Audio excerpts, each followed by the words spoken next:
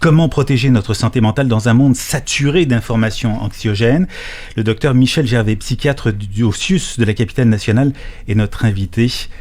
Qu'est-ce qui distingue l'anxiété provoquée par l'actualité géopolitique, particulièrement, on peut le dire, violente du moment, de l'anxiété courante? Qu'est-ce qui est similaire?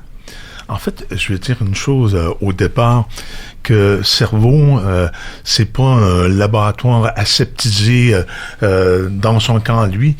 Tout ce qui se passe, c'est l'évidence même, mais tout ce qui se passe dans la société, dans la communauté, peut-être pas tout, mais la dynamique, est-ce que les gens sont solidaires les uns des autres, est-ce qu'ils se sentent menacés ou pas, ça va avoir un impact certain sur l'état mental des gens. Donc, tu sais, souvent on dit la santé mentale, c'est biologique, médical, ça prend des pilules. Ben, il n'y a pas rien que des pilules dans la vie. Il y a toutes sortes d'autres affaires.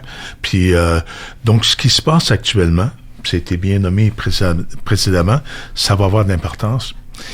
Puis, je dirais que pour l'instant, je pense pas que ça a eu beaucoup d'impact sur les gens. Sûrement qu'il y a une montée de l'anxiété, on appelle ça de l'hypervigilance. Mais ce qui est étonnant, c'est de voir les menaces émanant des États-Unis. Menaces, une chose, pas d'empathie pour nous autres. Là, c'est pour nous autres, pour les gens, ça veut dire qu'on n'existe pas vraiment.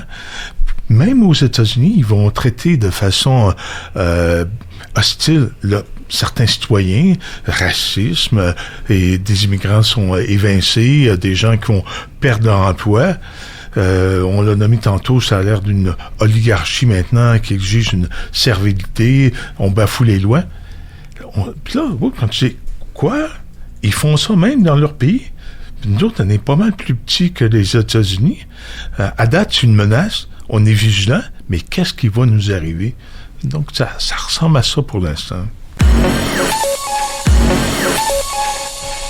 À titre de spécialiste des liens entre santé mentale, stress, environnement de travail et stratégie d'adaptation, en quoi l'exposition constante aux nouvelles anxiogènes peut-elle affecter la santé mentale, particulièrement chez les travailleurs, les groupes marginalisés et les personnes déjà aux prises avec certains troubles ou qui font déjà ce qu'on appelait tantôt de l'éco-anxiété?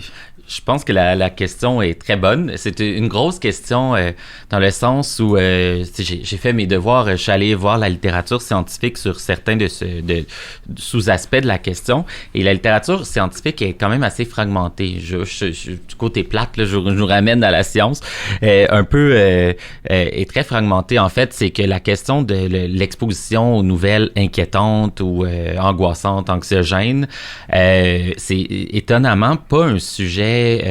Oui, il y a l'aspect d'anxiété politique, comme ma collègue mentionnait précédemment, qui est l'aspect plus les préoccupations liées aux aspects politiques sous-jacentes à certaines nouvelles. Bon, il y a ce concept-là.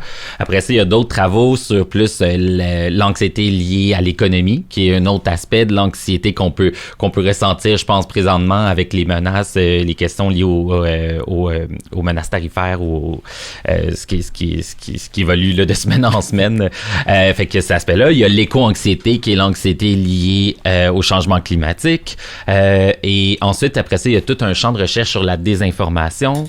Il y a un autre champ de recherche sur l'utilisation des médias sociaux en soi comme pouvant créer de l'anxiété pour plein de processus, la comparaison sociale avec d'autres personnes. Et je pense que ce qui se passe présentement, c'est comme si l'ensemble de ces... C'est comme un melting pot de sources d'anxiété qui se mélangent.